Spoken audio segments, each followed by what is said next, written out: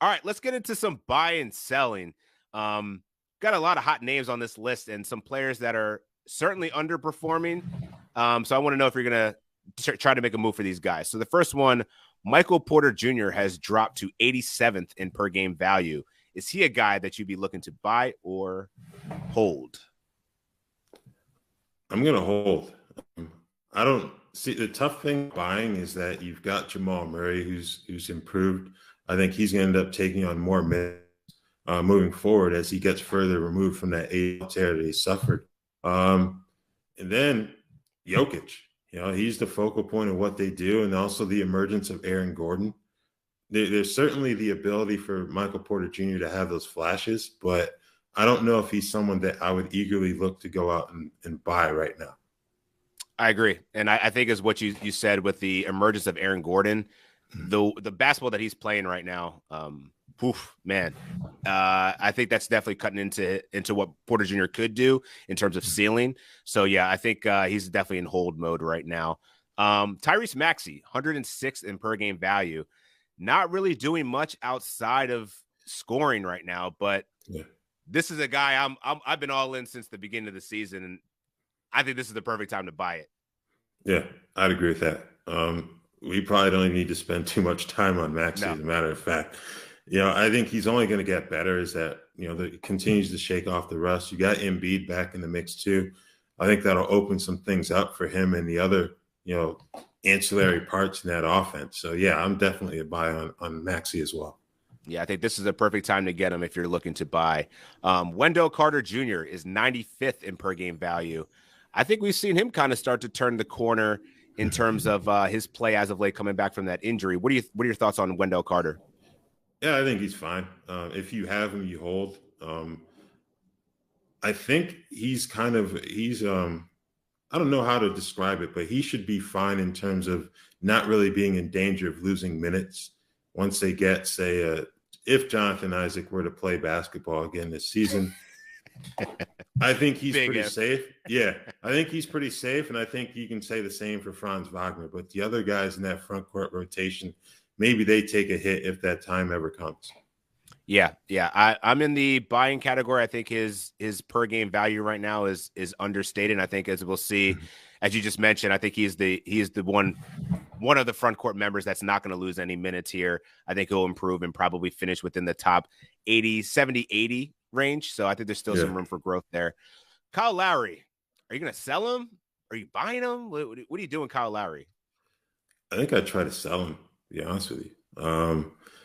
The load management days that he's taken on occasion, even with Tyler Hero out right now, that can still be an issue.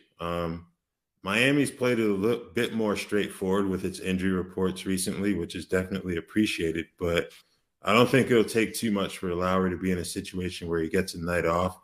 And if you're talking about, say, a 3-game week, that could really hurt you. Yeah. His the injury management that's going on in Miami is just maddening right now. Jimmy Butler, a guy that we talked about last week, it's absolutely a sell high with how frequently he's been missing games, although he's been playing outstanding. It's just that injury management that's just so tough. Throw it out here. Giannis Antetokounmpo. What's your thoughts on Giannis? You holding? Some of these games are just 55, 10, and whatever. Like, it's crazy, but you got to – I think now he's missed 6 games due to injury management. We're halfway through the season. He's probably going to miss 7 more. The Bucks only have 20 games left. I don't know. Giannis could play only like 13 games the rest of the season. That's wait, you're talking 20 – they have 40 games. 40. Yeah, 40, yeah. 20 to the playoffs, sorry. Okay. 20 to the fantasy playoffs. Okay. All right. 20 to the fantasy playoffs. So, yeah, you figure he'd only play around, 14, 15 games. Is that any concern to you with his injury management? If it were someone who wasn't capable of the explosive nights that he's shown himself capable of, I would probably consider selling. But Giannis, like you said, he's someone who can go for like 55 and 10 or 15 rebounds or something like that. I'm not moving that. I'll take the hit in the free throw percentage, so be it. But I'm not moving that kind of player, to be honest with you. Yeah, I can't do it.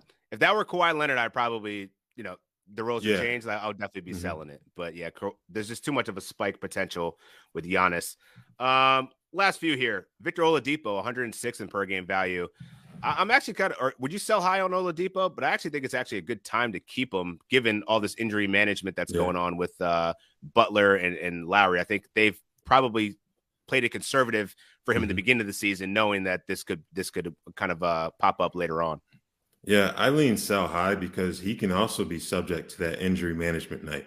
You know, so I think I wouldn't be opposed to holding on to him, but I think it's a situation where you may put his name out there and see what you can get in a return before making an ultimate decision. Yeah. And last one, throw out here, DeAnthony Melton, 43rd in per game value right now. What are you doing with DeAnthony Melton now that Tyrese Maxey is back? I'm actually going to hold here because we've seen this before from Melton where his role changes and it takes a couple of games for him to kind of get acclimated again. Now he's back in that bench role. He's hit a bit of a dry spell, I would say, but I think he's good enough where he can give you the defensive stats, decent scoring and assists off the bench where he can still be of value. Now you're not thinking top 50, but I think he's good enough to continue to help you in your fantasy league. I agree. Great for stocks, threes. And I think he's going to, I don't know, there could be a shakeup here. Doc Rivers may do some lineup changes. I think he's still going to be very well involved. So, yeah, I would still hold DeAnthony Melton despite the return of Tyrese Maxey.